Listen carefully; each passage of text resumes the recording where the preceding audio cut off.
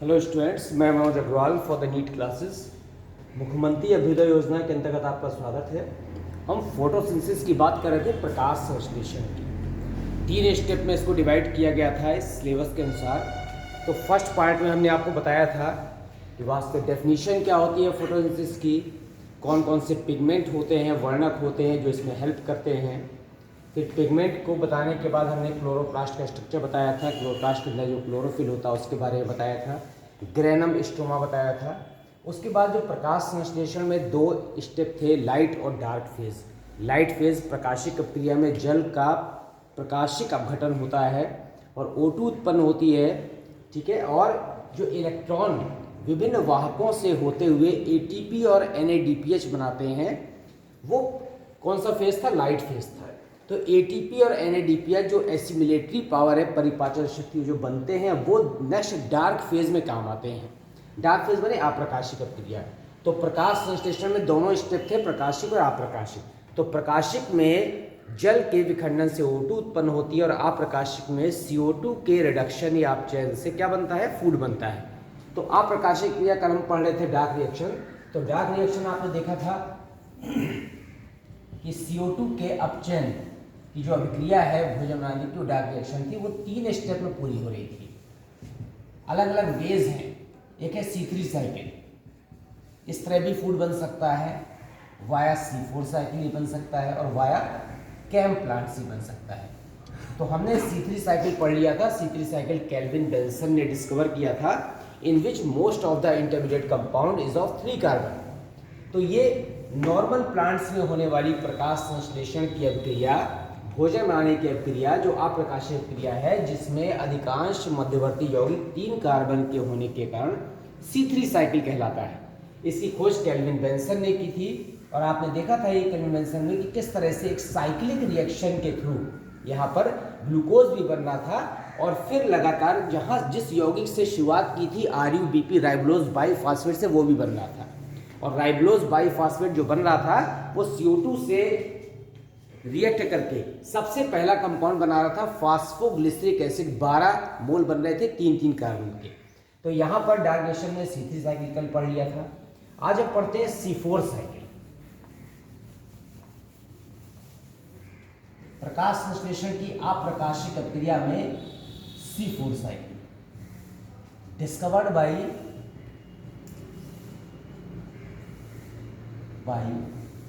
Hatch and slack. पूरा नाम है यहां पर MD hatch and CR slack. इन्होंने डिस्कवर किया था C4 साइकिल को। है क्या C4 साइकिल? प्रकाश संश्लेषण में CO2 के अपचयन से भोजन बनाने का ऐसा चरण जिसमें अधिकांश मध्यवर्ती यौगिक कितने कार्बन के हों? 4 कार्बन के हो, that is called the C4 cycle.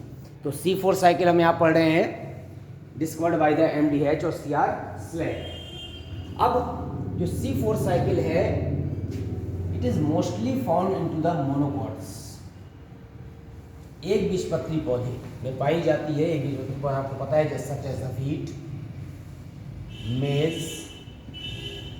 Rice, ठीक है, and sugarcane. Mostly in plants में पाई है। मोस्टली शब्द मैं लगा रहा हूं, नॉट ऑलवेज। इसमें पाया जाता है और इसको जो है हैच स्लैक ने डिस्कवर किया था।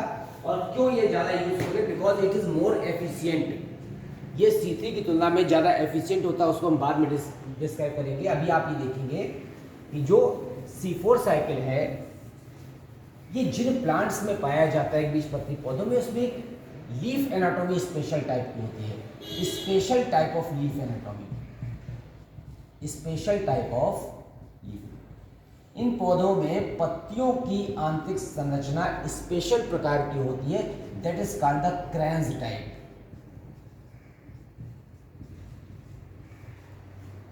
क्रैंज बने होता है टू रेफ। रेफ मीन्स जैसे मोती में माले, जैसे माले में मोती लगे होते हैं, उसी तरह से क्रैंज को रेफ कहते हैं। तो पत्तियों की आंतरिक संरचना स्पेशल टाइप की, उसको क्रांज प्रकार कहते हैं। क्या है क्रांज प्रकार? There are 2 type of the cells. प्रकाश संश्लेषण 2 तरह की कोशिकाओं में होता है। एक होता है यहाँ पर मीसोफिल सेल्स, और एक होता है यहाँ पर बंडल शीथ सेल्स।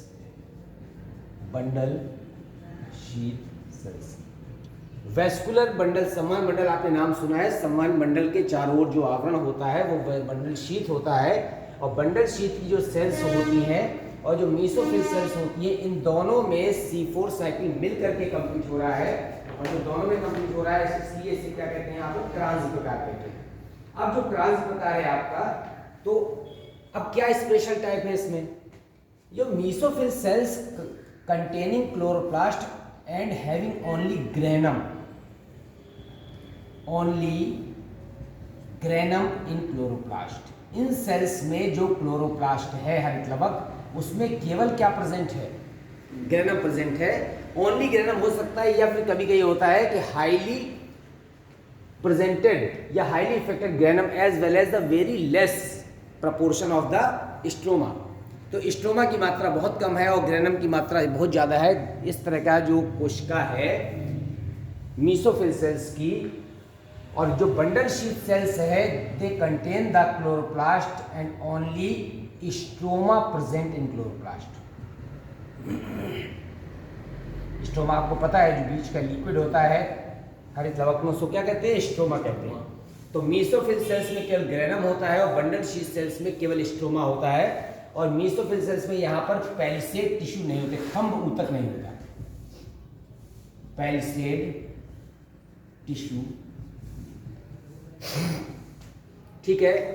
इसलिए इसको स्पेशल टाइप ऑफ क्रांज टाइप कहते हैं, क्रांज एनाटॉमी कहते हैं। अगर आप क्रांज एनाटॉमी में और अगर डिटेल देखेंगे तो इसमें यहाँ पर 2 कार्बोक्सिलिक एसिड बनते हैं। Due to formation of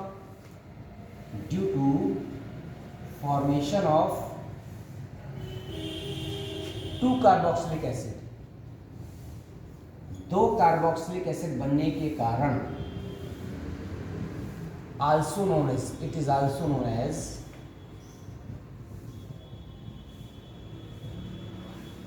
DCA, dicarboxylic acid cycle, dicarboxylic acid DCA cycle भी कहते हैं इसको, ठीक है, नोट कर लीजिए। It is also known as the DCA cycle.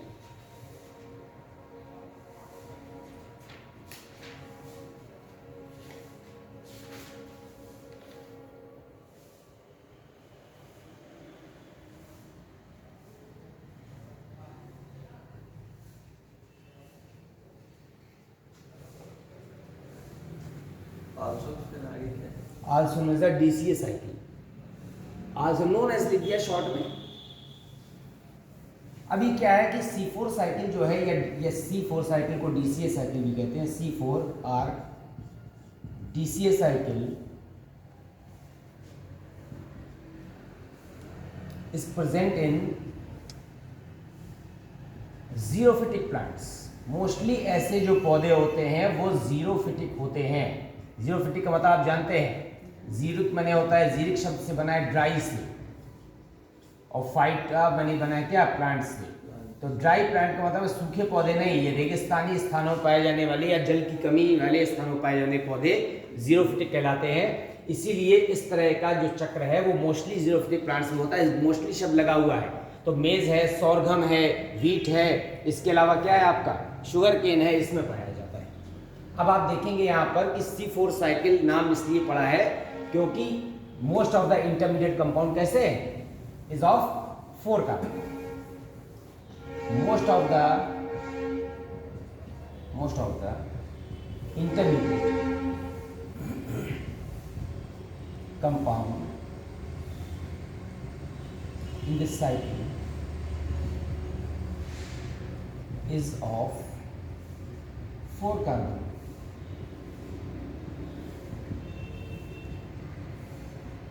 So it is known as, इसलिए इसका नाम क्या पड़ा है, C4 साइकिल पर, क्योंकि अधिकांश मध्यवर्ती, इंटरमीडिएट शब्द लगा हुआ है, अधिकांश मध्यवर्ती कार्बन कंपाउंड जो है कितने हैं, 4 कार्बन के।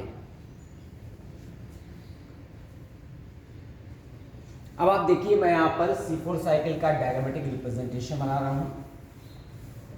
दो तरह की सेल्स हैं,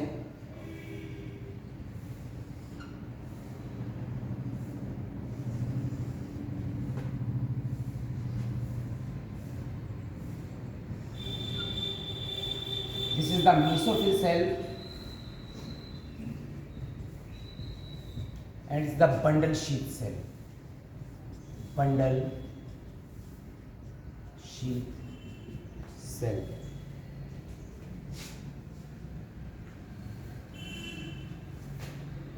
इसको थोड़ा सा और क्लियर बनाते हैं। ये मेसोफिल सेल है। अब इसको ऐसे डिफरेंशिएट करते हैं। ठीक है, लीफ तो एक ही है, बस सेल अलग अलग है, मेसोफिल की और बंडल शीथ की है। यहां से एटमॉस्फेरिक CO2,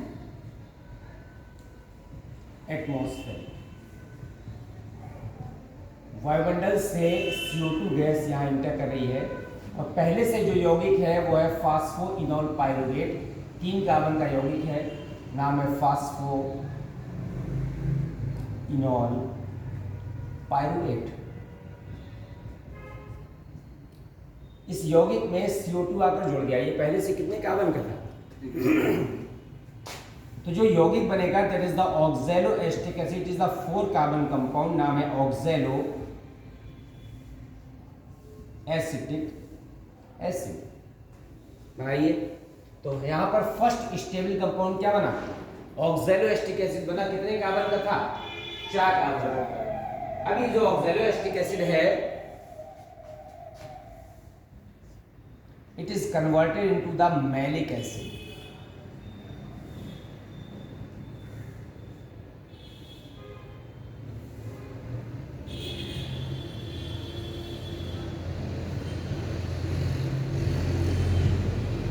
ये जो ऑक्सैलो एस्टिक एसिड था वो किससे बदल गया? मैलिक एसिड में बदल गया और मैलिक एसिड इंटर करेगा इसमें बंडल शीथ सेल में। और बंडल शीथ में बदलने से पहले जो NADP+ था ये इसको फिर से इलेक्ट्रॉन मिल जाएंगे और ये फिर से कैसे बदल जाएगा? NADP+। इलेक्ट्रॉनों का क्या हो रहा है? शिफ्टिंग हो रही है। और मैलिक एसिड से यहाँ से क्या निकल जाएगी? CO2 निकल जाएगी। अब ये मैलिक एसिड कितने कार्बन का था? 4 का। ये भी 4 का था। जैसे ही CO2 निकलेगी तो ये कितने कार्बन का रह जाएगा? 3 कार्बन का। और 3 कार्बन को क्या कहेंगे यहाँ पर? Pyruvic acid. ठीक है, और ये CO2 किस में चली जाएगी? ये चली जाएगी C3 साइकिल में। और C3 साइकिल में क्या बन जाएगा यहाँ पर? स्टार्च या सुक्रोज या ग्लूकोज, कुछ भी लिख दीजिए।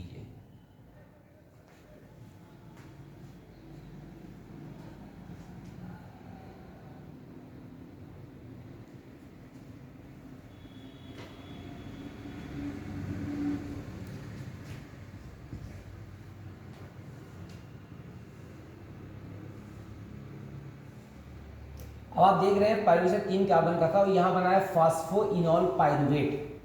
तो दोनों 3 कार्बन के थोड़ा सा अंतर है। तो अंतर क्या है यहाँ पर कि जो ATP है, ATP की क्रिया करा दिया तो ये बन गया AMP, एडेनोसिन मोनोफॉस्फेट पर इनऑर्गेनिक फॉस्फेट, ये बन गया।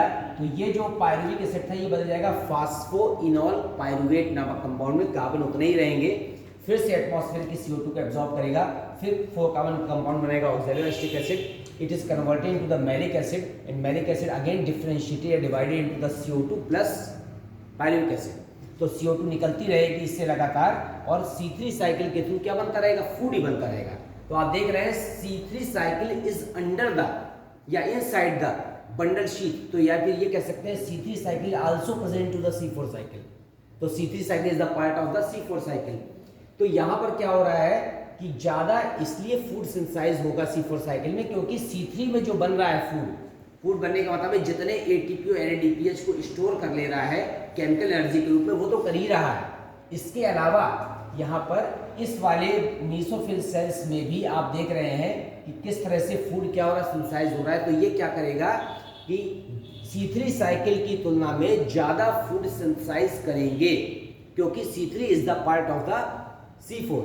ठीक है, तो ये पौधे अधिक फोटोसिंथेसाइजर होते हैं, अधिक मात्रा में प्रकाश संश्लेषण करते हैं, अधिक मात्रा में भोजन बना सकते हैं। इसीलिए जितने भी फूड ग्रेन्स हैं उनमें C4 साइकिल होती है। और ज़्यादातर फूड ग्रेन्स कैसे हैं?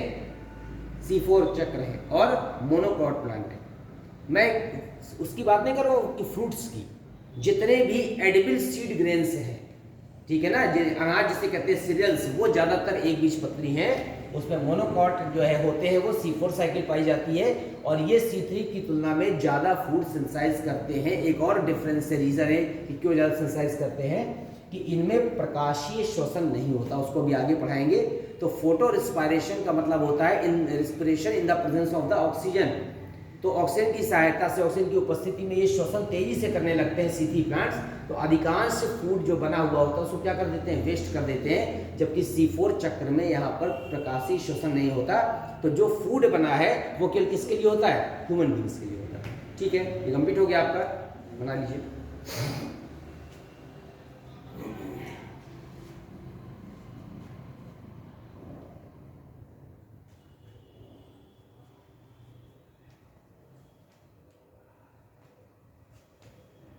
इसमें आप देख रहे हैं ये भी 4 कार्बन का है, ये भी 4 कार्बन का। मध्यवर्ती के साथ साथ एक चीज और ध्यान रखना है कि चक्र का नाम रखा जाता है फर्स्ट स्टेबल कंपाउंड पर। वहां पर फर्स्ट स्टेबल कंपाउंड RuBP ने जैसे CO2 से क्रिया की तो बना था PGA, फास्फोग्लिसरेट, 3 कार्बन का था। यहाँ पर क्या है पहला? 4 कार्बन का। तो जो फर्स्ट स्टेबल कंपाउंड चक्र है इसलिए C4 चक्र, और वहां पर फर्स्ट स्टेबल कंपाउंड क्या है? PGA, इसलिए C3 चक्र, तो 3 कार्बन का था। ठीक है, अब हम इसमें डिफरेंस पढ़ लेते हैं C3 और C4 में। एक तब लिखिए C3 प्लांट्स, एक तब C4 प्लांट्स।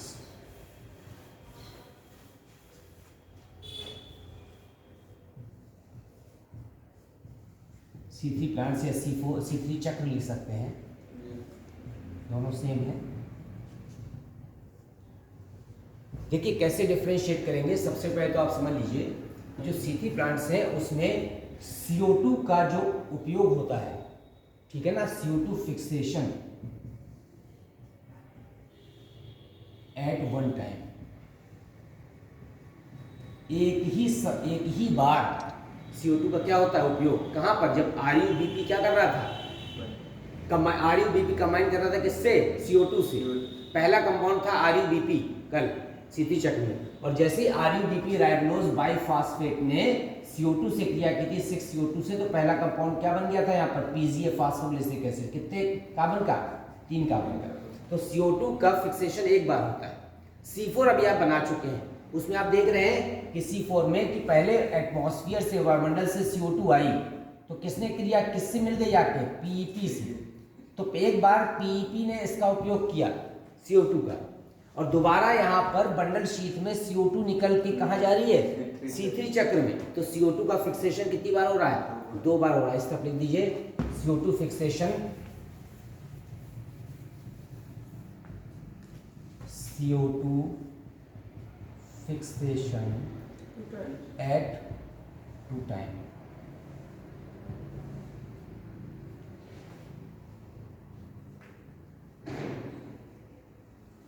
CO2 का फिक्सेशन कितनी बार होता है? 2 बार। और बताइए डिफरेंस इसमें। जो फर्स्ट कंपाउंड है CO2 एक्सेप्टर, जो CO2 का ग्राही है, ठीक है, वो क्या है? RuBP। पूरा नाम आपको मैंने बताया था, कल लिखाया भी था, राइबोलोज बाइफॉस्फेट। और इसका और फुल फॉर्म लिखना हो तो लिख सकते हैं राइबोलोज 1,5 बाइफॉस्फेट। और यहाँ पर जो CO2 एक्सेप्टर है, CO2 एक्सेप्टर, अब इसमें 2 पार्ट है, मीसोफिल अलग है, वो बंडल शीट अलग है। तो CO2 एक्सेप्टर एट मीसोफिल, जो मीसोफिल सेल पर है वो CO2 एक्सेप्टर वो क्या है? PEP। और CO2 acceptor at bundle sheath, bundle sheath पर कौन है? बंडल शीट में तो C3 चक्र चलेगा ना, यही है कौन? RuBP। बंडल शीट में कौन सा चक्र चलता है? C3। और C3 में कौन CO2 को एब्जॉर्ब करता है? RuBP। तो यहाँ पर CO2 एक्सेप्टर 2 पॉइंट पर अलग है, मीसोफिल पर अलग है, बंडल शीट पर क्या है? अलग है।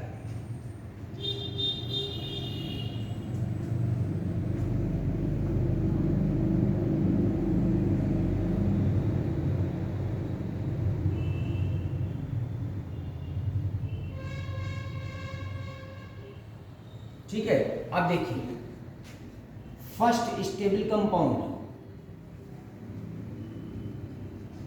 जो फर्स्ट स्टेबल कंपाउंड है किसमें, C3 में, इज क्या है, PGA फास्फोग्लिसरिक एसिड। CO2 से मिलने के बाद क्या बना था, फास्फोग्लिसरिक एसिड बनता है, लिख दे रहे हैं फास्फो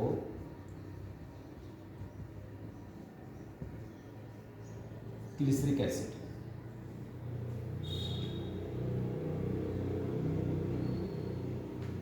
यहां पर क्या है, जो स्टेबल कंपाउंड है वो दो बनेंगे। स्टेबल कंपाउंड कैसे दो बनेंगे, मीसोफिल सेल में जब PEP से CO2 ने क्रिया की थी बना था ऑक्सैलोएस्टिक एसिड।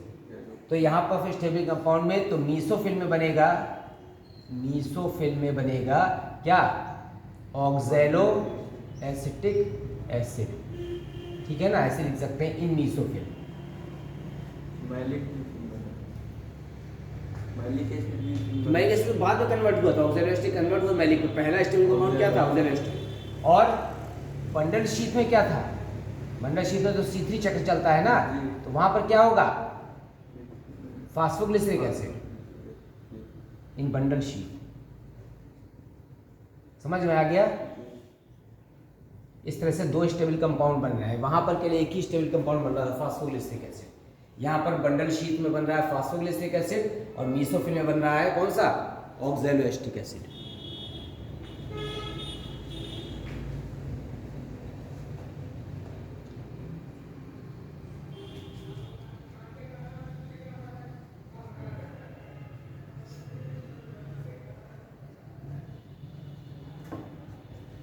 नेक्स्ट डिफरेंस क्या है, ट्रांस एनाटॉमी नहीं पाई जाती और यहां पर प्रेजेंट पाई जाती है।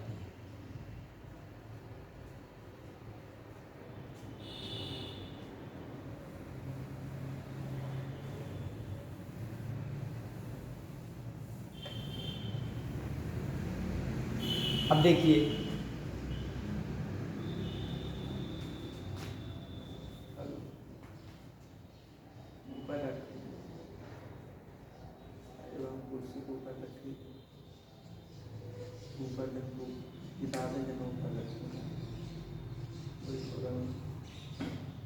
अब देखिए ट्रांस एनाटॉमी यहाँ पाई जाती या नहीं पाई जाती, यहाँ पाई जाती। दूसरा है, अब जब ट्रांस एनाटॉमी पाई जाएगी तो हरित लवक कितने प्रकार के हैं, दो रहेंगे, 2 टाइप्स ऑफ क्लोरोप्लास्ट, नहीं सॉरी इसमें एक ही टाइप का है,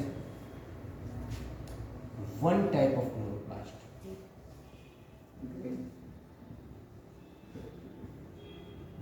यहाँ पर कितने हैं, 2 टाइप्स से क्लोरोप्लास्ट है, 2 टाइप्स ऑफ क्लोरोप्लास्ट। अब दो तरह के जो क्लोरोप्लास्ट हैं, एक में मीसोफिल में कैसे होते हैं, मीसोफिल में ओनली ग्रेनम, ओनली ग्रेनम, और यहाँ पर जो बंडल शीट में है, मैं क्लोरोप्लास्ट की बात कर रहे हैं, बंडल शीट में कैसे है, यहाँ पर ओनली स्ट्रोमा।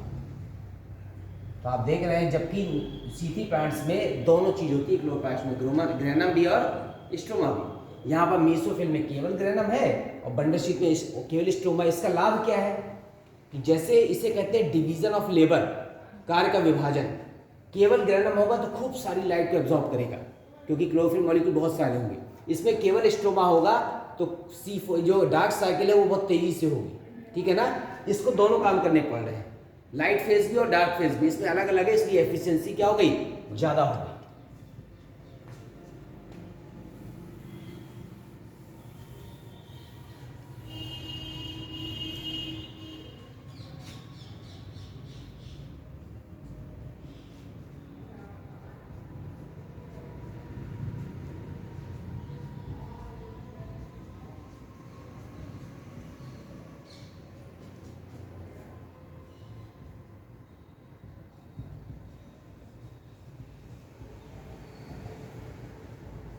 यहां पर क्या है कि जो फोटोसिंथेटिक एफिशिएंसी है, क्षमता, वो कम है और यहाँ पर फोटोसिंथेटिक एफिशिएंसी क्या है, हाई है।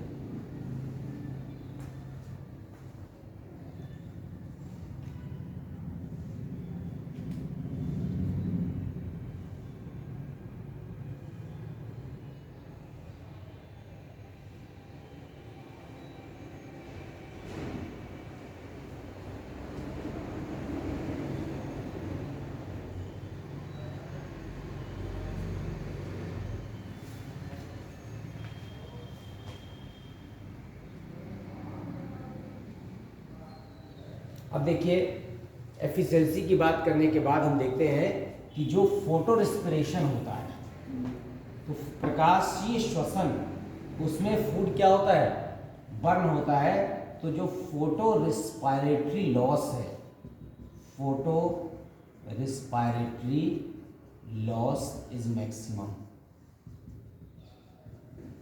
और इसमें फोटो रिस्पायरेटरी लॉस नहीं होता। प्रकाशीय श्वसन से होने वाला नुकसान बहुत ज़्यादा होता है, बहुत सारा फूड हमारा क्या होता है, वेस्ट हो जाता है। तो फोटो रिस्पायरेटरी लॉस मैक्सिमम है, इसमें फोटो रिस्पायरेटरी लॉस नहीं होता है। ठीक है, these are the basic differences between the C3 and C4 plant. इसलिए जो C4 प्लांट्स होते हैं वो हाईली इफेक्टिव माने जाते हैं। और एक और है लास्ट में कि जो टेम्परेचर, जो ऑप्टिमम टेम्परेचर होता है जो चाहिए प्लांट्स, ऑप्टिमम माने फेवरेट टेम्परेचर, वो अप्रॉक्सीमेटली होता है 25 डिग्री सेंटीग्रेड। और यहाँ पर जो ऑप्टिमम टेम्परेचर चाहिए, चूंकि ये जीरो फिटिक है, तो जीरो फिटिक में क्या रहता है, गर्मी ज़्यादा रहती है, हॉटनेस रहती है। तो जो ऑप्टिमम टेम्परेचर चाहिए होता है प्लांट्स को, वह अप्रॉक्सीमेटली 35 डिग्री सेंटीग्रेड होता है।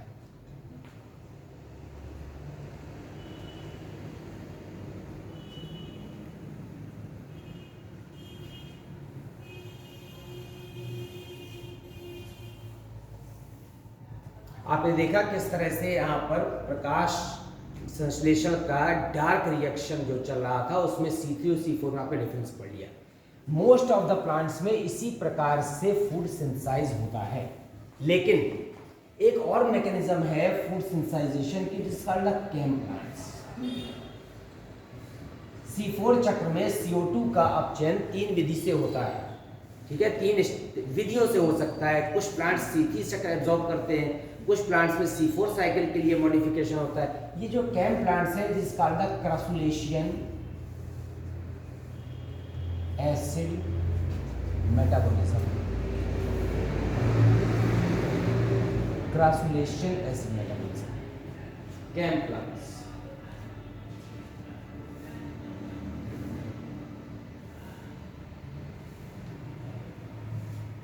present in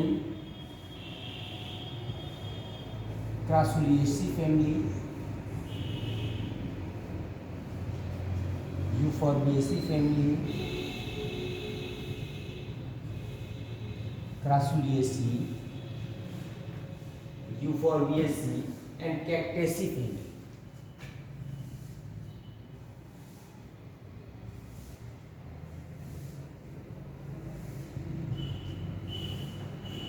क्रासुलेसी, यूफोर्बिएसी और कैक्टेसी, इन तीनों कुलों के पौधों में कैम प्लांट्स या इस मैकेनिज्म द्वारा क्या होता है, फूड सिंथेसाइज होता है। जितने, और ये कहाँ पाए जाते हैं, जीरोफिटिक प्लांट्स हैं। जीरोफिटिक प्लांट्स हैविंग सनकेन स्टोमेटा, छिपे हुए रंध्र होते हैं ताकि जल का वाष्पोत्सर्जन क्या हो जाए, कम हो जाए। सनकेन स्टोमेटा, छिपे हुए रंध्र होते हैं।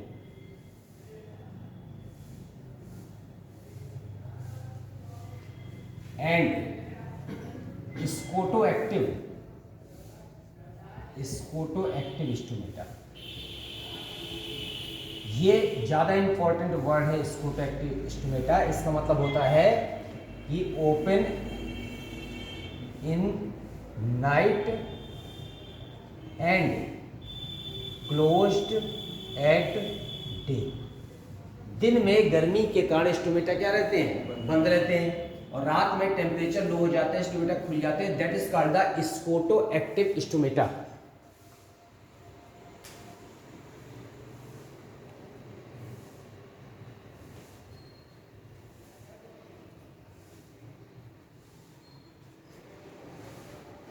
अब इसलिए क्या है कि जो कैम प्लांट्स है, इसका जो साइकिल होता है फूड बनाने का, just same as the C4 cycle. ठीक है, द फूड सिंथेसिस,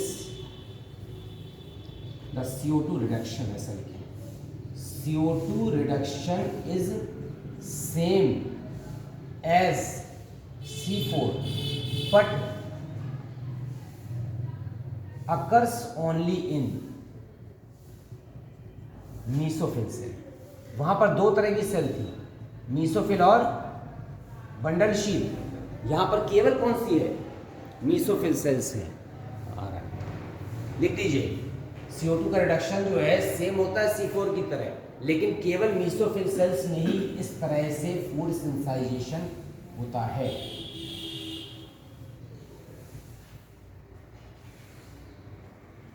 अब देखिए इसमें, अब चूंकि मीसोफिल सेल्स में ही हो रहा है, हमको यहाँ पर मीसोफिल और बंडल शीट में अलग अलग डिफ्रेंशिएट करना नहीं है।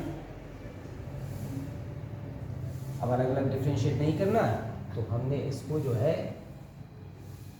अब डिवाइडेशन कैसे करना है, नाइट और डे में करना है। इसमें नाइट और वहां पर किसमें किया था, मीसोफिल और बंडल शीट। और ये पूरी सेल कौन सी है, मीसोफिल सेल है। Same CO2 fixation C4 plants की तरह हो रहा है। यहां से एटमॉस्फेरिक CO2 इंटर करती है, ठीक है ना। यहां पर पहले से कंपाउंड प्रेजेंट होता है फास्फोइनॉल पाइरुवेट, कितने कार्बन का, 3 कार्बन का, एज इट इज, ठीक है। जैसे 3 कार्बन का कंपाउंड यहां से रिएक्ट करेगा तो यहां पर कौन सा कंपाउंड बन जाएगा, ऑक्सैलो एसिटिक, कितने कार्बन का, 4 कार्बन कंपाउंड बन गया, ठीक है।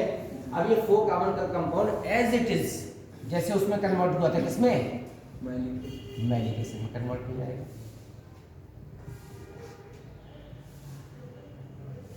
ठीक, अभी तक ये नाइट थी। मैलिक एसिड कितने कार्बन का है, 4 कार्बन। जैसे ही यहां पर दिन होगा तो स्टोमेटा तो क्या हो गए, बंद हो गए। यहां से CO2 आने का मार्ग बंद हो गया। ये CO2 कहां से आ रहा था, वाया स्टोमेटा। अब दिन के समय गर्मी के कारण रंध्र बंद हो गए, तो अब malic acid differentiate into the CO2 and pyruvic acid. ये CO2 और पाइरुविक से कन्वर्ट हुआ, CO2 किस में चली जाएगी, C3 साइकिल में, और C3 साइकिल के थ्रू क्या बन जाएगा, यहाँ पर ग्लूकोज बन जाएगा। अब पाइरुविक एसिड कितने कार्बन का रह गया, 3 कार्बन का, और ये पाइरुविक एसिड फिर से किसमें कन्वर्ट हो जाएगा, फास्फोइनॉल पाइरुवेट में कन्वर्ट हो जाएगा, और ये क्रिया फिर से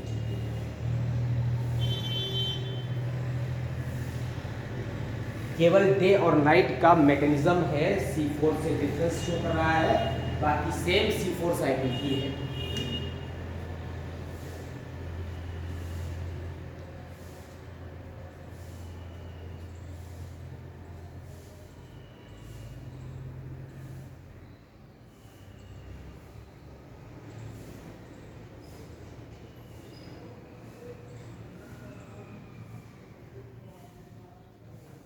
ठीक है, अब हम आते हैं फोटो रिस्पायरेशन। डिटेल में पढ़ेंगे श्वसन वाले लेसन में, अभी शॉर्ट में आपको बता दे रहे हैं, चूंकि हमने C3C4 डिफरेंस दिखाया था तो फोटो रिस्पायरेशन बताया था। Photo respiration,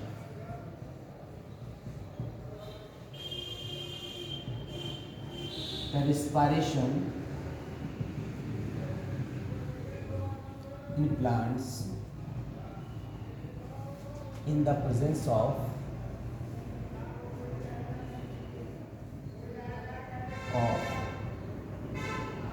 light and oxygen।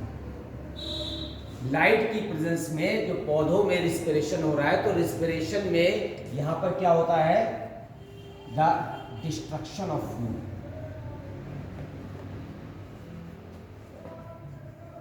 destruction of prepared food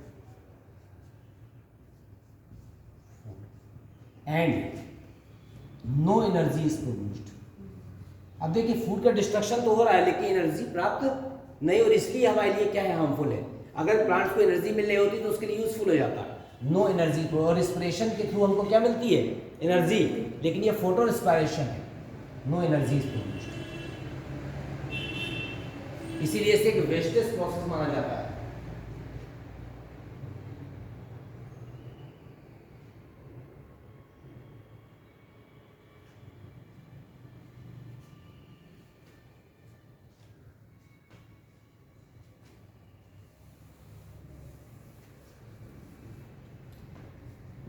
Also called as C2 cycle, discovered by Dicker and Tio। C2 cycle भी कहते हैं, जिसको डिकर और टियो ने क्या किया, डिस्कवर किया था। एंड अकर्स इन, कहाँ कहाँ होता है, केवल क्लोरोप्लास्ट नहीं होता, अकर्स इन क्लोरोप्लास्ट। इसके लिए क्लोरोप्लास्ट की आवश्यकता पड़ती है, माइटोकॉन्ड्रिया की आवश्यकता पड़ती है, एंड पराक्सीसोम की आवश्यकता पड़ती है। 3 सेल ऑर्गेनेल्स इसमें यूज होते हैं, क्लोरोप्लास्ट, माइटोकॉन्ड्रिया और peroxisome. It is a wasteful process है, एटीपी रिलीज नहीं होती है। इसको हम डिटेल में किसे पढ़ेंगे, रिस्पायरेशन टॉपिक में पढ़ेंगे।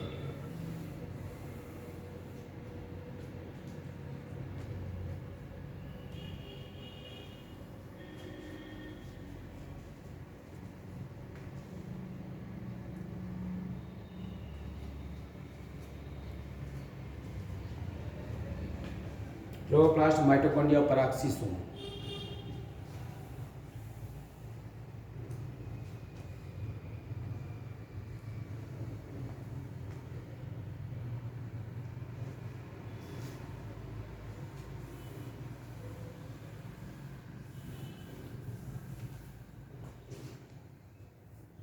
Chloroplast, mitochondria, पराक्सीसोम। अब एक कंपनसेशन पॉइंट क्या होता है। कंपनसेशन पॉइंट का मतलब है ऐसी तीव्रता, ठीक है ना, क्या कहते हैं, तीव्रता, जिसमें यहाँ पर जो रेट ऑफ फोटोसिंथेसिस और रेट ऑफ रेस्पिरेशन क्या हो जाए, इक्वल हो जाए। That is called the compensation point, eight which the rate of photosynthesis and rate of respiration become equal। प्रकाश संश्लेषण की दर और श्वसन की दर क्या हो जाए, जब बराबर हो जाए, मतलब जितनी फोटोसिंथेसिस में O2 रिलीज हो उतनी रेस्पिरेशन क्या हो जाए, यूज हो जाए। That is called the compensation point. और ये कंपनसेशन पॉइंट C3 साइकिल के लिए लो होता है और C4 साइकिल के लिए ज़्यादा होता है। अब हम आते हैं कंपनसेशन पॉइंट के बाद, किसमें कौन कौन से फैक्टर्स अफेक्ट करते हैं किसको, प्रकाश संश्लेषण को। फैक्टर्स अफेक्टिंग फोटोसिंथेसिस, प्रकाश संश्लेषण को प्रभावित करने वाले कारक। अब इसको पढ़ने से पहले हमको एक नियम पढ़ना होता है, Blackman's law of limiting factor. Blackman's law of limiting factor, इसके बाद ही हमको जो है ये कारक समझ में आएंगे। ब्लैकमैन एक साइंटिस्ट, उन्होंने कहा कि जब किसी जैविक क्रिया की दर को एक से अधिक कारक प्रभावित करते हैं तो सबसे कम मात्रा में उपस्थित कारक ही उस जैविक क्रिया का क्या करता है, निर्धारण करता है। ठीक है, यहाँ लिखेंगे, जब एक जैविक क्रिया की दर को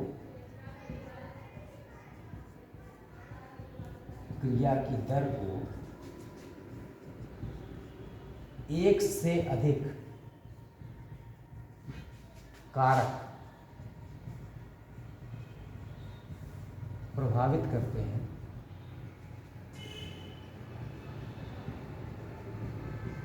तो सबसे कम मात्रा में उपस्थित कारक ही उसका निर्धारण करता है।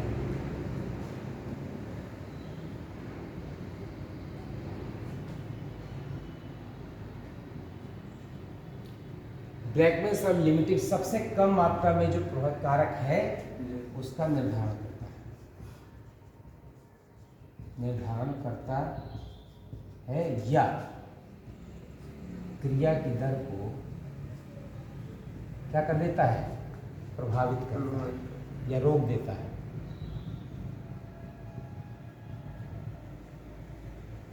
क्रिया की दर को सीमित कर देता है।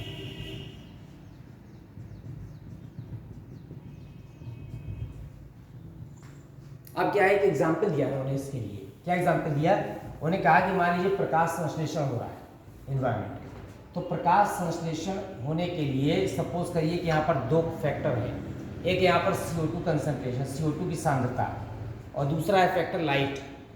तो कह रहा है कि जैसे ही इसको लाइट मिलेगी तो यहाँ पर रेट ऑफ फोटोसिंथेसिस, प्रकाश संश्लेषण की दर।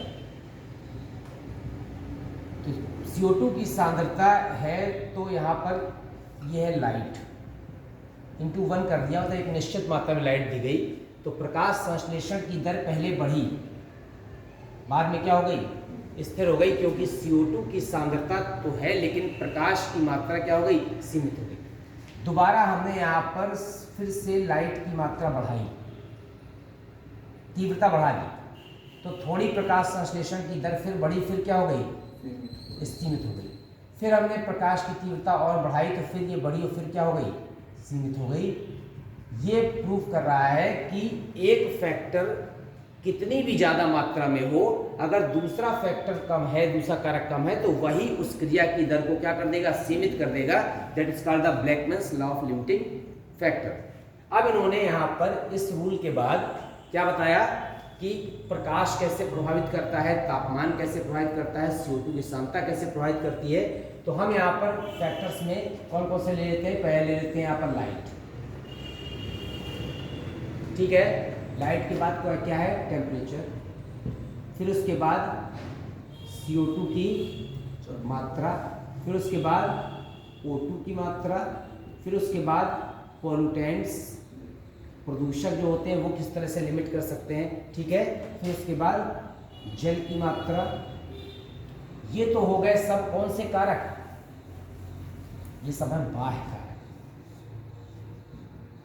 बाह्य। आंतरिक कारक में क्या है यहाँ पर कि पर्णहरित कितना है, पर्णहरित की मात्रा, फिर इसके बाद shape and size of leaf, ठीक है ना। फिर इसके बाद स्टोमेटा कितने हैं, रंध्र कितने हैं, गैसियस एक्सचेंज हो पा रहा है कि नहीं हो पा रहा है, ये सारे जो है, या स्टोरेज फूड, कितना भोजन संचित है। अगर ज़्यादा फूड संचित है, आप पौधे से फल नहीं तोड़ रहे हैं ना, किसी को तोड़ने दे रहे हैं, तो प्रकाश संश्लेषण दर कम हो जाएगी, क्योंकि फूड को सिंथेसाइज करने के लिए तो जगह है, स्टोर करने की जगह ही नहीं है, आप तोड़ने भी नहीं दे रहे हैं फल को। ये है आंतरिक कारक। तो हम बाह्य कारक पहले पढ़ लेते हैं, बाद में आंतरिक कारक, ठीक है, बहुत इजी है। बाह्य कारक में सबसे पहले हम लेते हैं लाइट, प्रकाश। हमें पता है कि यहाँ पर जो प्रकाश है उसमें केवल सनलाइट का कौन सा चाहिए प्रकाश, विजिबल लाइट, और विजिबल लाइट में कौन सी चाहिए, रेड वेवलेंथ, ठीक है ना, रेड वेवलेंथ, इसमें ज़्यादा होगा मेनली। अदृश्य प्रकाश के लाल तरंगदैर्घ्य में प्रकाश संश्लेषण तेजी से होगा, वो अगर उपस्थित है तो प्रकाश संश्लेषण ज़्यादा होगा, नहीं है तो कम होगा। इसके अलावा फिर आएंगे intensity of light, intensity of light, तीव्रता कितनी चाहिए,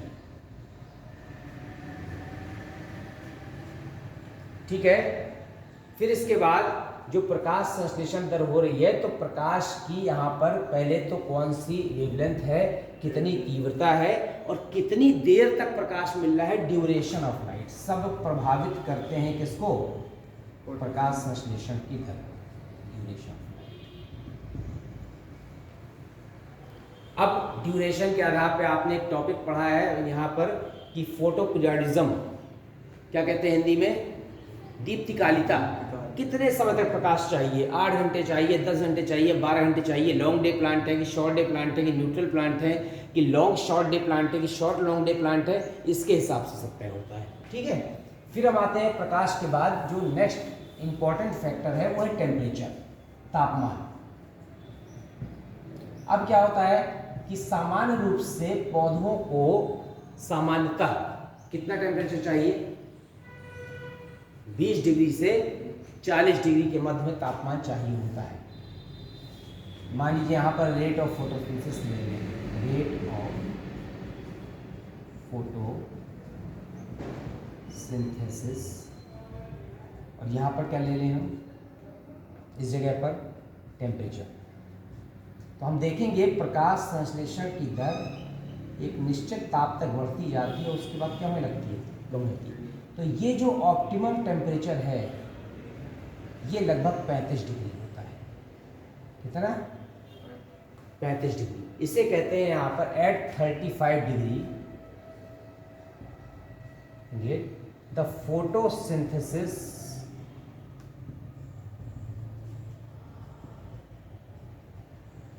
हाई, ठीक है, नोन एज ऑप्टिमम टेम्परेचर। अनुकूलन ताप, किस तापमान पर प्रकाश संश्लेषण तेजी से होता है या सबसे ज्यादा होता है, that is called the optimum temperature. जो ऑप्टिमम टेम्परेचर है वो दोनों के लिए अलग अलग होता है, C3 के लिए अलग और C4 के लिए अलग। C3 के लिए थोड़ा कम होता है, C4 के लिए थोड़ा ज्यादा होता है। अब जैसे ही टेम्परेचर इससे कम मिलता है और इससे ज्यादा मिलता है तो क्या होगा कि at low temperature enzyme become inactive, तो फोटोसिंथेसिस दर कम हो जाएगी।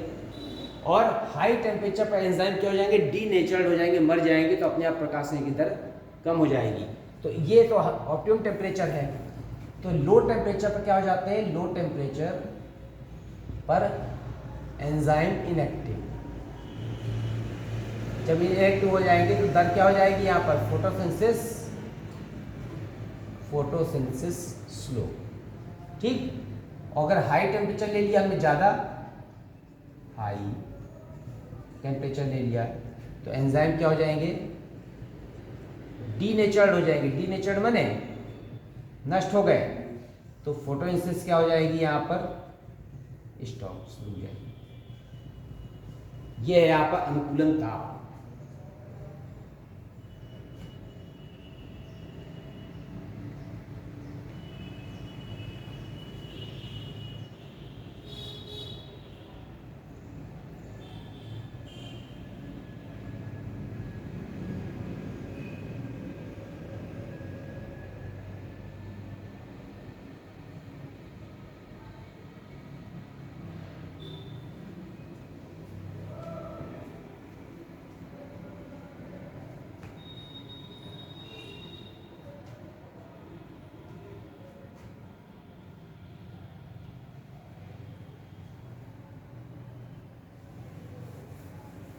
अब देखिए, अगर हम यहाँ पर CO2 की मात्रा ले लें, क्या ले लें, CO2 कंसंट्रेशन। तो CO2 की जो मात्रा होती है एनवायरनमेंट में, इन एयर, तो CO2 की मात्रा होती है 0.03% होती है। ठीक है ना। अब थोड़ी बहुत मात्रा में CO2 अगर ज़्यादा हो जाए तो प्रकाश संश्लेषण की दर क्या हो जाएगी, बढ़ेगी, लेकिन फिर क्या हो जाएगी, स्थिर हो जाएगी। ठीक है ना। तो 0.03 से लेकर के और 0.05% तक जो फोटोसिंथेटिक एक्टिविटी है या दर है, ठीक है, rate increases, but fix after it. इसके बाद क्या हो जाएगी, फिर दर नहीं बढ़ेगी, एक निश्चित वैल्यू होती है, इतने तक ही बढ़ पाएगी।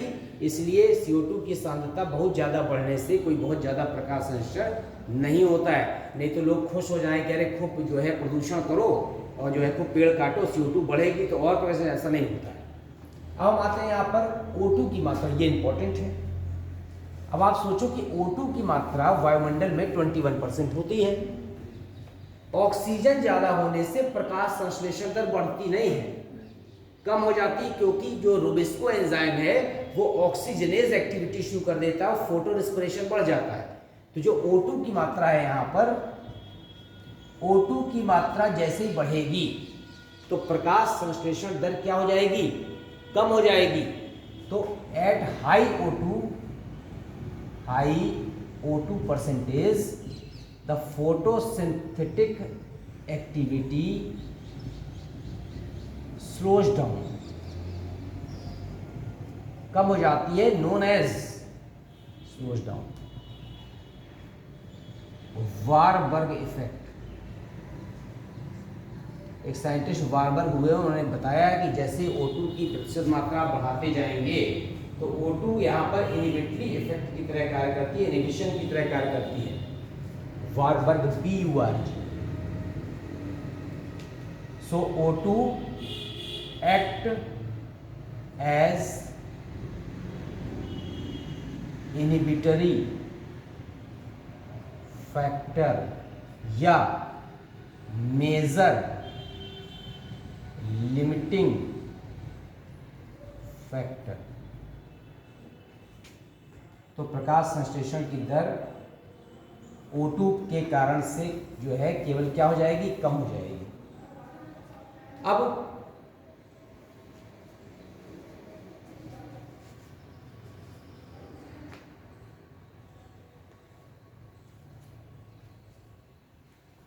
हम आते हैं पॉल्यूटेंट्स में। प्रदूषण, जो पॉल्यूटेंट्स होते हैं वो सामान्य पॉल्यूटेंट्स की हम बात नहीं कर रहे हैं। पॉल्यूटेंट्स में जैसे है एग्जाम्पल पैन और ओजोन। पैन का पूरा नाम आप जानते हैं, परऑक्सी एसिटिल नाइट्रेट। ओजोन का तो आपको पता ही है। ये दोनों प्रकाश संश्लेषण की दर को क्या कर देते हैं, कम कर देते हैं। तो ये क्या करता है, it slows down, it inhibitory effect, inhibitory effect on photosynthesis. प्रकाश संश्लेषण की दर को कम करना पॉल्यूटेंट्स का प्रमुख कार्य है। तो जितना पॉल्यूटेंट ज़्यादा होगा, प्रदूषण होगा, उतना ही प्रकाश संश्लेषण की दर क्या हो जाएगी, कम हो जाएगी। ये भी मेजर लिमिटिंग फैक्टर है, ठीक है।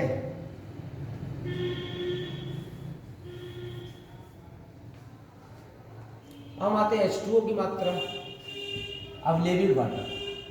कौन सा, पौधे को अवेलेबल भी होना चाहिए, अवेलेबल वाटर। अब वाटर की प्रेजेंस बढ़ेगी तो प्रकाश संश्लेषण दर क्या होगी, बढ़ेगी। तो यहाँ पर available water present directly proportional to the photosynthetic rate. लेकिन हर चीज में लिमिटिंग फैक्टर है, ठीक है ना। ऐसा नहीं कि चाहे इतना पानी दो तो बढ़ती जाए है इनक्रेडिबल तरीके से, लेकिन डायरेक्टली प्रोपोर्शनल होता है। अब आते हैं यहाँ पर इंटरनल फैक्टर। इंटरनल फैक्टर में सबसे ज़्यादा इंपॉर्टेंट है यहाँ पर कौन सा, क्लोरोफिल परसेंटेज। क्लोरोफिल,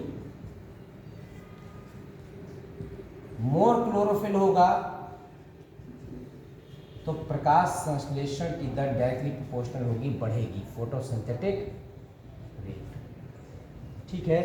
क्लोरोफिल कम होगा, जैसे क्रोटन की लीफ देखते हैं चित्तेदार होती है, उसमें कम होते हैं क्लोरोफिल मॉलिक्यूल, तो प्रकाश की दर भी क्या हो जाती है, कम हो जाती है। और जो स्टोर्ड फूड होता है, पौधों में पहले से भोजन संचित है, it is inversely proportional to the photosynthetic rate.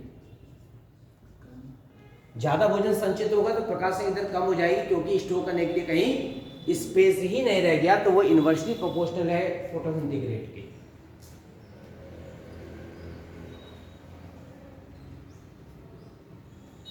ठीक, अब ये फैक्टर्स के बाद हम आते हैं यहां पर experiment, how to prove that the in photosynthesis O2 is क्या होती है, O2 इज रिलीज्ड आउट या CO2 इज एसेंशियल। तो experiments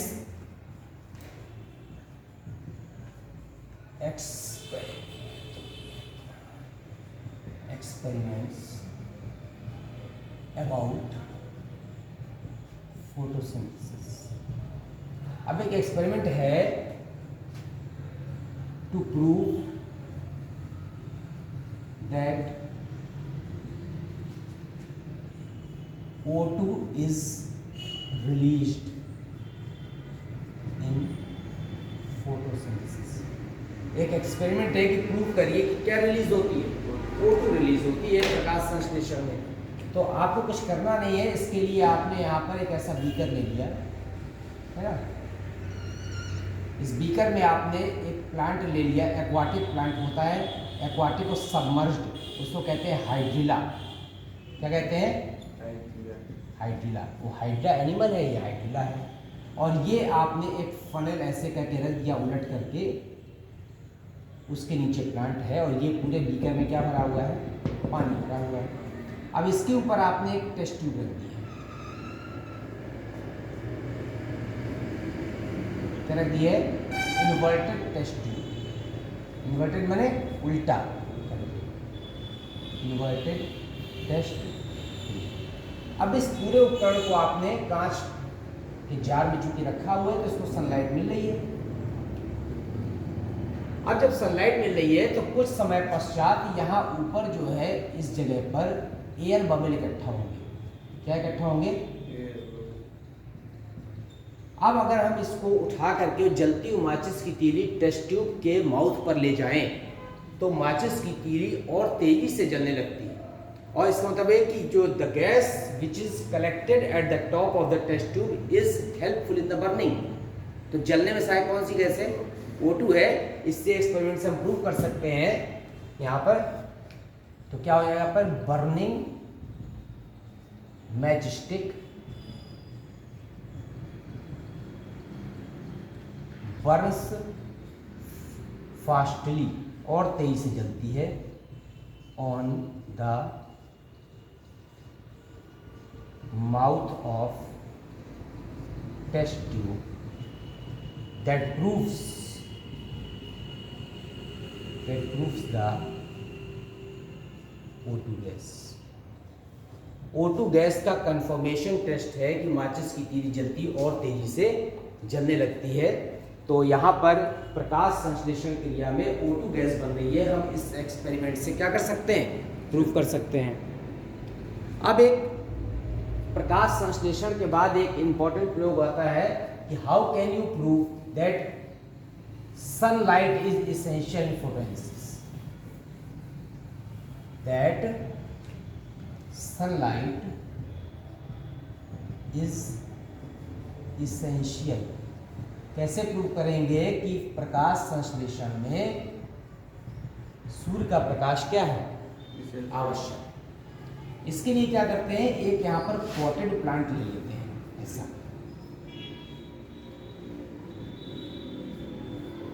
पॉटेड प्लांट को पहले 24 घंटे तक अंधेरे में रखते हैं। कितने घंटे तक? 24 से 48 घंटे। तो पहले हमने इसको अंधेरे में रखा ताकि इसमें पहले से जो बना हुआ फूड है वो क्या हो जाए? खत्म हो जाए। उसके बाद हमने इसके इतने पार्ट पर ब्लैक पेपर लगा दिया। क्या लगा दिया? ब्लैक। और ब्लैक पेपर लगाने के बाद इसको कहाँ रख दिया? इन सनलाइट फॉर 24 आवर्स। फिर इसको 24 घंटे के लिए हमने यहाँ पर सूर्य प्रकाश में रख दिया। 24 घंटे पश्चात हमने लीफ क्या कर ली? तोड़ ली। अब इतने पार्ट पर यहाँ पर जो कागज लगा हुआ था और तोड़ने के बाद after plucking the leaf, after plucking the leaf, boil in alcohol and water. इसको एल्कोहल और पानी में हमने क्या कर दिया? उबाल दिया। किसको? लीफ को। अब जब इसको लीफ को उबाल दिया तो लीफ ये क्या हो गई? Decolourise the leaf, decolourise. पत्ती जो है रंगहीन हो गई। अब इस रंगहीन लीफ में हमने क्या किया? इस वाले में पोर इन आयोडीन, आयोडीन का विलेन डाल दिया। आयोडीन का विलेन डालने पर हमने देखा कि जितने पार्ट पे कागज लगा था उसको छोड़ करके बाकी पार्ट कैसा हो गया, ब्लू ब्लैक, और जिस पे कागज लगा था ये पार्ट कैसा रहा, कलरलेस, ठीक है। और ये जो पार्ट था ये कैसा हो गया, ब्लू ब्लैक। यहाँ का पार्ट भी कैसा हो गया, ब्लू ब्लैक। ये जो कलरलेस पार्ट था वो ये वाला पार्ट था जहां पर हमने क्या लगा रखा था, ब्लैक पेपर लगा रखा था। तो आयोडीन का फंक्शन ये होता है कि फूड जो बनता है मेनली स्टार्च के रूप में बनता है। जूलियस बॉन्सेक ने बताया था कि फूड किस फॉर्म बनता है, स्टार्च के, हम उसको ग्लूकोज भी कह देते हैं, सुक्रोज, लेकिन मेनली स्टार्च बनता है। तो इस वाले पार्ट में स्टार्च नहीं बना क्योंकि पौधे को बाकी सब चीज मिल रही थी, जल भी मिल रहा था, CO2 भी मिल रही थी, ठीक है ना। केवल इतने पार्ट में उसको सनलाइट नहीं मिली, सनलाइट न मिलने के कारण उसने स्टार्च नहीं बनाया। और स्टार्च नहीं बनाया तो आयोडीन ने उसको ब्लू ब्लैक नहीं किया, वो कैसा रह गया, कलरलेस। बाकी शेष पार्ट कैसा हो गया, ब्लू ब्लैक। तो ये एक्सपेरिमेंट प्रूव करता है that the starch is not formed in the absence of the sunlight. इसीलिए सनलाइट की जो आवश्यकता है वो बहुत अधिक है, क्योंकि बिना सनलाइट के फूड फॉर्मेशन नहीं हो रहा। तो ये जो कलरलेस पार्ट है यहाँ पर ये प्रूव कर रहा है कि no food formation, no food formation in कौन से पार्ट में, black paper part of leaf. तो इस एक्सपेरिमेंट से हमने प्रूव कर दिया कि वास्तव में सनलाइट भी बहुत आवश्यक है, बिना सनलाइट के फोटोसिंथेसिस नहीं हो सकती।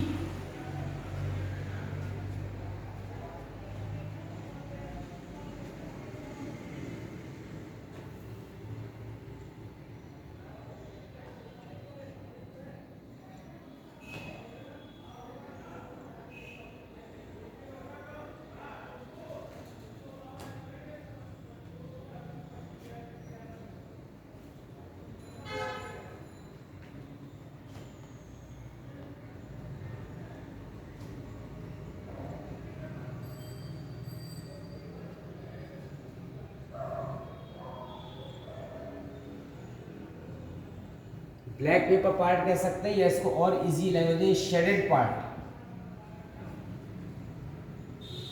ठीक है ना। अब देखिए एक एक्सपेरिमेंट है to prove that starch is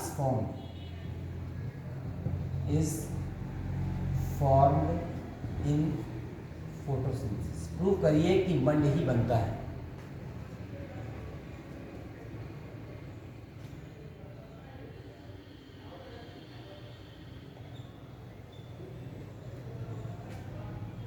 ये एक्सपेरिमेंट ये भी प्रूव कर रहा है कि मंड बनता है।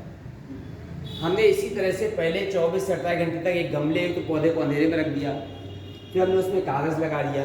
कागज़ लगाने के बाद हमने उस पत्ती को तोड़ लिया, तोड़ने के बाद उसको अल्कोहल और वाटर में बॉयल किया। क्यों? केवल पानी में बॉयल करने पर जो क्लोरोफिल है वो कलरलेस नहीं होता है, नहीं निकलता। क्यों? क्योंकि ये जो है क्लोरोफिल अल्कोहल और ऑर्गेनिक सॉल्वेंट में विलायक होता है, कार्बनिक विलायकों में, बेंजीन में, अल्कोहल में, पेट्रोलियम में, ठीक है, ईथर में।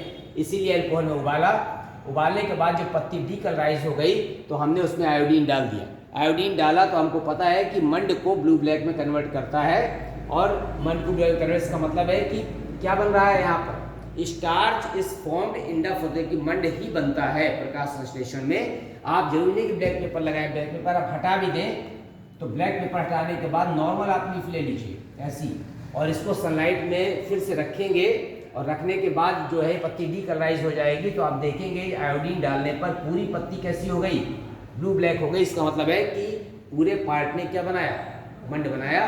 तो हम इस एक्सपेरिमेंट से प्रूव कर सकते हैं कि स्टार्च प्रकाश संश्लेषण में बनता है, ठीक है। अब एक एक्सपेरिमेंट और आता है to prove that chlorophyll is essential. क्या इसेंशियल है? क्लोरोफिल is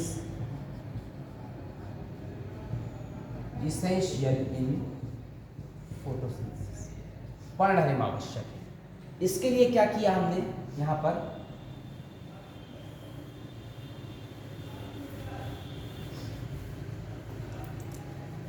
हमने क्रोटन की लीफ ले लिया।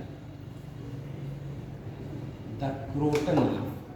क्रोटन लीफ की विशेषता ये होती है कि क्रोटन लीफ में ऐसे ऐसे स्पॉटेड होते कलर होते हैं तरह तरह के, ठीक है ना,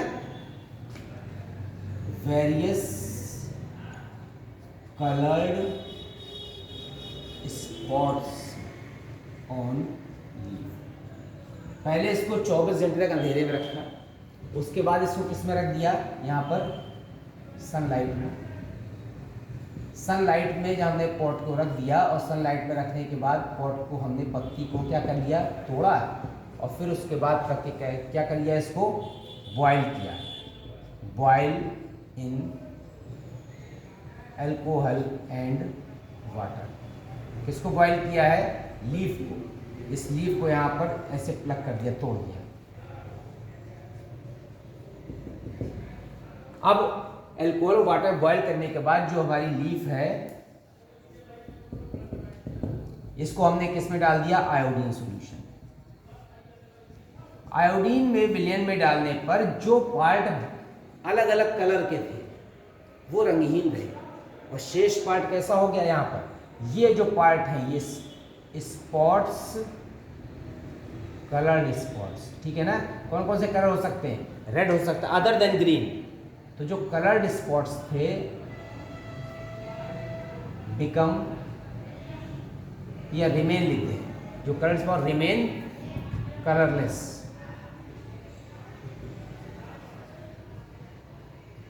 कलरलेस। रेस्ट पार्ट कैसा हो जाएगा, ब्लू ब्लैक। इसका मतलब है कि जिस पार्ट में अलग अलग तरह के रंग थे उस पार्ट में क्लोरोफिल नहीं था, तो पर्णहरित नहीं था, तो उसने फूड नहीं बनाया। और बाकी पार्ट में क्लोरोफिल था, हरी थी लीफ, उस पार्ट ने क्या बनाया, पर्णहरित बनाया, तो ये सॉरी फूड बनाया, स्टार्च बनाया। इसीलिए स्टार्च बनाने के कारण आयोडीन डालने पर वो कैसा हो गया, ब्लू ब्लैक में कन्वर्ट हो गया। इसका मतलब है कि chlorophyll is essential in photosynthesis. Chlorophyll जिस पार्ट में नहीं है वहां पर फूड नहीं बनेगा, फूड नहीं बनेगा तो स्टार्च नहीं बना, इसका मतलब है तो आयोडीन सोल्यूशन के कारण ब्लू ब्लैक कलर में कन्वर्ट नहीं होगा। ये एक्सपेरिमेंट प्रूव करता है कि पर्णहरित में क्या है, आवश्यक है। क्रोटन की लीफ ले लेते हैं। एक एक्सपेरिमेंट और इंपॉर्टेंट है यहाँ पर, how can you prove that CO2 is essential. CO2 is essential in photosynthesis। ये बहुत इंपॉर्टेंट प्रयोग है। इसे मोल्स हाफ लीफ एक्सपेरिमेंट भी कहते हैं। मोल हाफ लीफ एक्सपेरिमेंट, ठीक है ना। इसे मोल की आधी पत्ती का प्रयोग कहते हैं। मोल की स्पेलिंग कई जगह पर ऐसा लिखा जाता है, मोल्स, ऐसा भी सही है, MOH लिखा रहता है। मोल की आधी पत्ती का प्रयोग है। इसने क्या किया, इसने एक पॉटेड प्लांट ले लिया। इस पॉटेड प्लांट को उसने पहले जो है 24 घंटे तक कहाँ रखा, अंधेरे में, ताकि पहले से जो फूड बन रहा है वो क्या हो जाए, खत्म हो जाए, ठीक है। फिर इसके बाद सनलाइट में रखने से पहले इसने क्या किया, इसको आधे पार्ट को एक चौड़े मुंह की बोतल में प्रविष्ट किया। ये क्या है, KOH है। ये बोतल कैसी है, यहाँ पर ब्रॉड नेक बोतल। अब इसको सनलाइट में रख दिया। अब सनलाइट में रख दिया तो इसको सब मिल रहा है। सनलाइट, कांच का जार है, सनलाइट ही मिल रही है। यहाँ से क्या मिल रहा है, पानी मिल रहा है, ठीक है। पानी के अलावा यहाँ पर जो है सारी चीजें अवेलेबल हैं। केवल KOH में रखने के कारण अंदर की जो CO2 थी वो इसने एब्जॉर्ब कर ली, और बाहर से CO2 जा नहीं पा रही, क्योंकि आगे उसने क्या लगा दिया, उसमें सील करने के लिए ग्रीस लगा दिया इसके माउथ पर। अब इसके बाद इसको धूप में रखने के बाद भी 24 घंटे पश्चात हमने इस पत्ती को तोड़ लिया, और तोड़ने के बाद क्या करेंगे, इसको boil in alcohol and water. Boiled alcohol water में करने के बाद हमने इस पर क्या डाल दिया, आयोडीन सॉल्यूशन।